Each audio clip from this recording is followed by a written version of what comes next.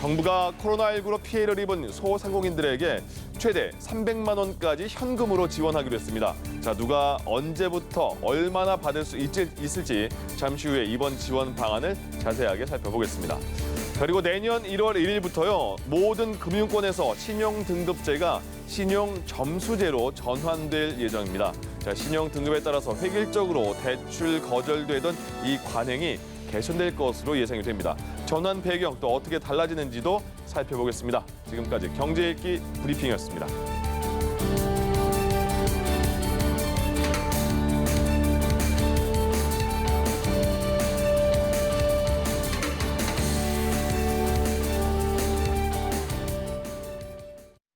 네, 좀 더 자세한 내용 김대우의 경제일기에서 살펴보겠습니다. 오늘도 김대우 박사 모셨습니다. 어서 오십시오. 안녕하십니까? 반갑습니다. 네. 드디어 3차 재난지원금의 윤곽이 드러났습니다. 코로나19로 가장 많은 피해를 본 분들이죠. 소상공인과 자영업자에게 최대 300만 원의 지원금을 현금으로 준다. 뭐 대충 이런 내용인 것 같은데 구체적인 내용 좀 일단 들어볼까요? 예, 지금 최종 발표는 내일 정부가 하게 돼 있습니다. 그러나 지금 당정청이 그러니까 정부 여당과 청와대가 이미 지난 주말에 여러 차례 걸친 회의를 통해서 사실상 기본 방침은 지금 결정돼 있는 상태인데요. 예. 몇 가지를 말씀 올리면 우선 첫 번째로 주 대상은 이 소상공인, 영세 자영업자들 코로나19로 인해서 영업에 타격을 받았거나 또는 정부의 집합 금지 명령이나 영업 제한 명령 때문에 영업을 하지 못하는 분, 이분들에게 현재 1인당 최대 300만 원 정도 나가는 그것이 1단계가 하나 있고요.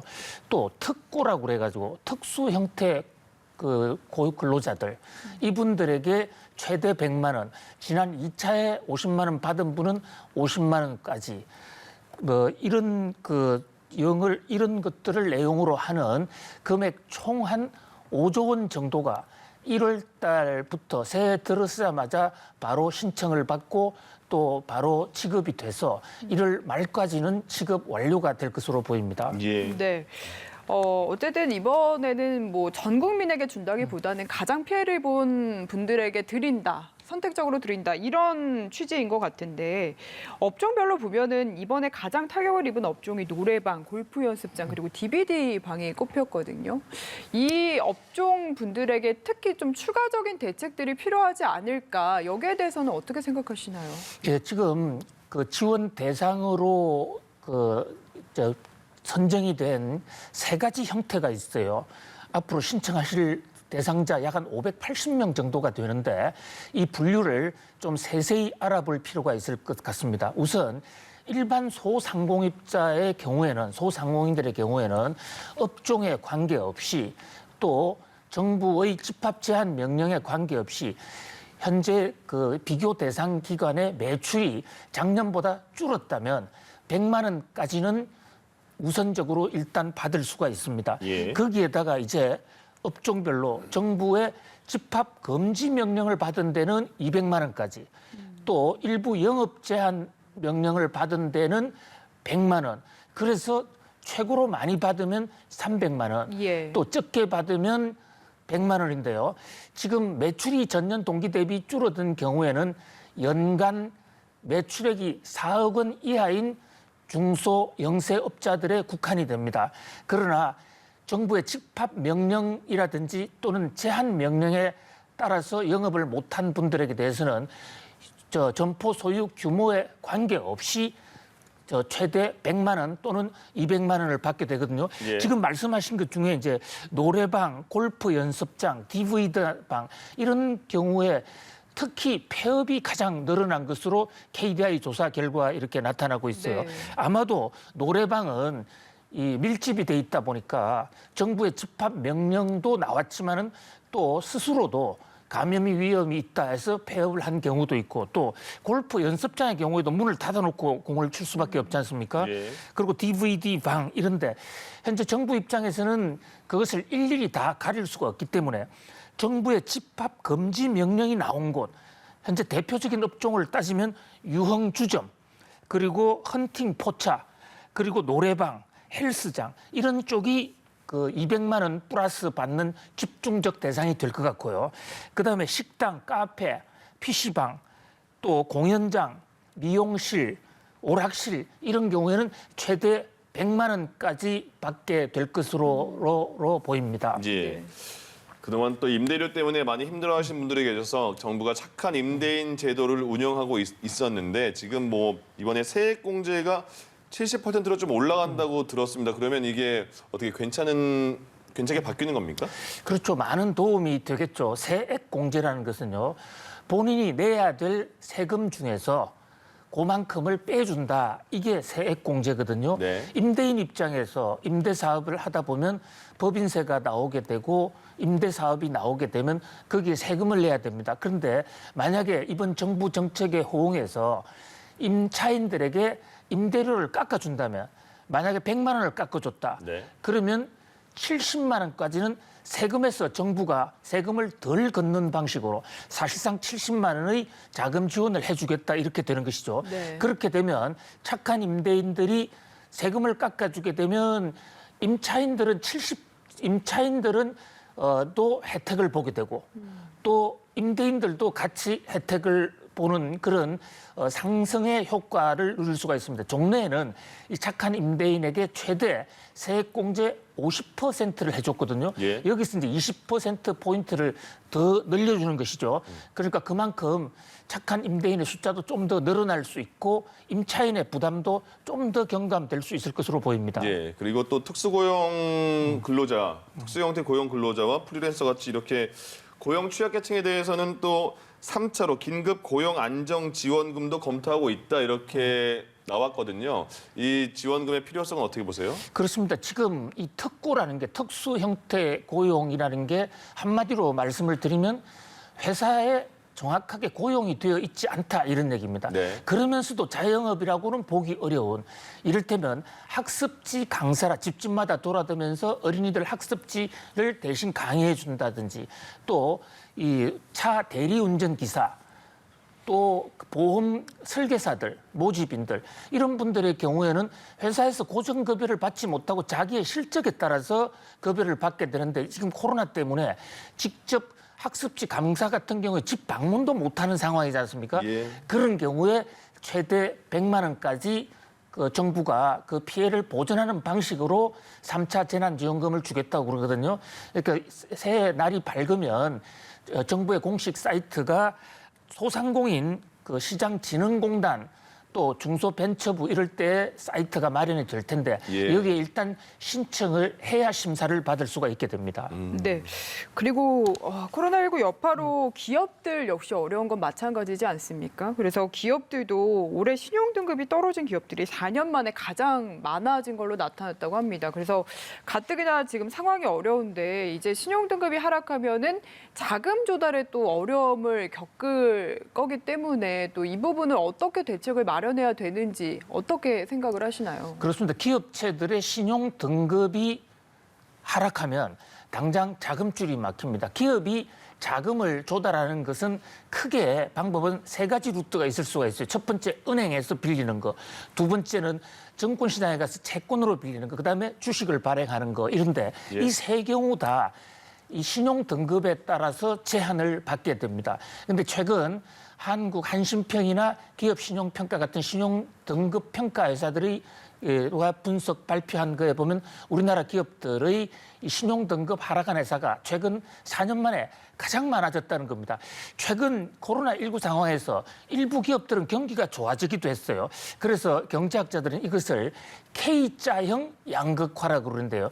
K가 이렇게 알파벳이 있다 보면 왼쪽에 절벽이 있다가 오른쪽으로 하나는 올라가고 하나는 내려가지 않습니까? 예. 지금 나타나는 현상이 증권시장에도 주가가 급등을 하고 있지만 몇몇 회사에 국한이 되어 있거든요. 잘 나가는 회사들은 아주 경기가 좋고 신용 등급이 올라가는 바람에 올라가는 반면에 잘 못 되는 회사는 지금 주가가 올라가는 것처럼 우리가 착시를 보이고 있지만 그 속에서 엄청나게 애로를 겪는 회사가 많다. 지금 자막에도 나오죠. S-오일 같은 저런 정유회사들, 호텔 신라 같은데, 롯데 같은 이런 여행업체 또는 그 호텔업체 이런 곳은 신용 등급이 점점 지금 추락하고 있는 전형적인 K자형 양극화 현상을 보이고 있다고 하겠습니다. 그렇군요.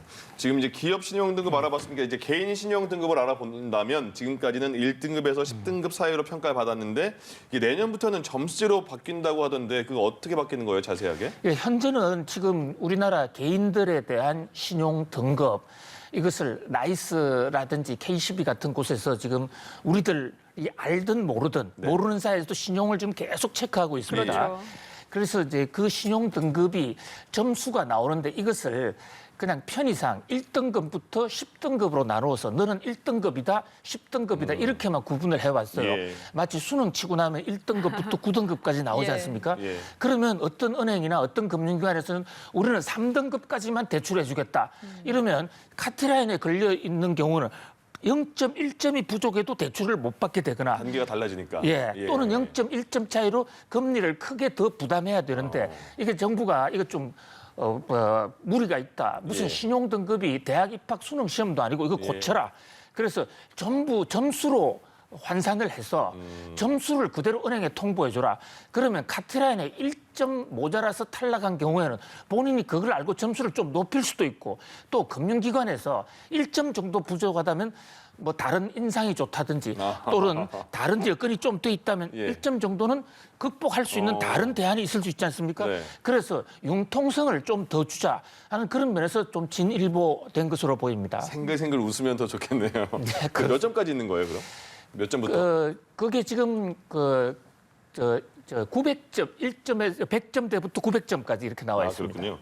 그리고 점수로 이렇게 전환될 경우에는 뭐 대출자들이 어떤 혜택을 받는 게 있습니까? 금리라든가 이렇게? 그러니까 지금 현재 카트라인에 걸려서 바로 밑에 있는 사람들의 경우에는 그 카트라인 때문에 대출 거절이 되는 경우도 없어지고 예. 예. 금리도 불이익 받는 게 없어지기 때문에 뭐 전체 평균적으로는 약 1%포인트 정도의 금리 인하 효과가 있다. 뭐 그러지만 또 거꾸로 얘기하면 예. 카트라인에 간신히 걸려 있어서 네. 운 좋게 올라가 있는 사람들은 상대적인 메리트가 없어지기 때문에 별로 그러네요. 좋을 것도 없고 근데 대신에 이것은 구체적으로 자기의 이 신용 그러니까 저 1,000점 만점이니까 지금 999점까지 나오는 거거든요. 네. 그래서 자기의 점수에 따라서 정확하게 평가를 받을 수 있다. 훨씬 더 과학성, 정밀성이 더 높아졌다 이렇게 볼 수 있겠죠. 뭐 사실 신용 점수 높으면 높을수록 좋은 거는 저희 다 알고 있는데 어떻게 해야 높아질 수 있나는 건 방법은 잘 모르거든요. 좀 알려주시죠, 박사님께서. 그렇습니다. 신용 등급을 올리는 방법도 여러 가지가 있습니다만은 좀 몇 가지 예. 좀 시중의 상식과 어긋난 몇 가지를 말씀드릴게요. 우선 예. 대출이 없는 것보다는 대출이 있는 게 좀 더 유리합니다. 좀 이상하죠. 예. 그런데 대출이 있어도 자기 수준에 맞게 대출이 있으면서 제대로 잘 갚아가는 거죠. 제때. 그러니까 네. 아예 대출이 없으면 네. 대출 실적이 평가를 할 수가 없지 않습니까? 예. 그보다 더 중요한 것은 공공요금을 제때 잘 갚는 거고요. 아, 극단적으로 자기 신용을 떨어뜨리고 싶으면 연체를 좀 해보면 이를테면 단돈 1원이라도 연체를 하면 예. 신용 등급이 아주 급전직하로 떨어지게 됩니다. 예. 그러니까 그 반대로 얘기하면 예. 자그마한 돈이라도 절대 그 연체를 하면 안 된다. 이렇게 볼 수 있고요. 또 이제 젊은 청년들 같은 경우에는 자기가 돈이 있다고 해서 현찰만 쓰지 말고 예. 네. 그것을 체크카드나 신용카드를 만들어 써야 그때 따라서 신용 점수가 올라갑니다. 한마디로 신용사회에 적합한 행동이냐 아니면 혼자서만 알고 있는 행동이냐 아니면 신용사회를 깨트릴 수 있는 위험 인물이냐 여기에 따라서 신용 점수가 올라가거나 내려가는데요.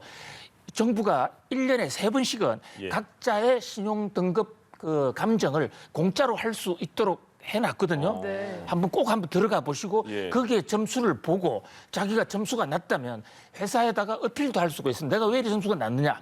그리고 혹시 이런 통계가 빠졌다면 내가 가스비를 열심히 내고 있는데 이 통계도 좀 넣어달라. 이렇게 신청해서 인위적으로 좀 조정을 받을 수도 있습니다. 아, 적극성이 필요하군요. 그렇습니다. 예. 예. 이제 그 가상화폐 대장주가 비트코인인데 비트코인 가격이 올해 초와 지금 비교했을 때 엄청 많이 올랐어요. 왜 그런 거예요?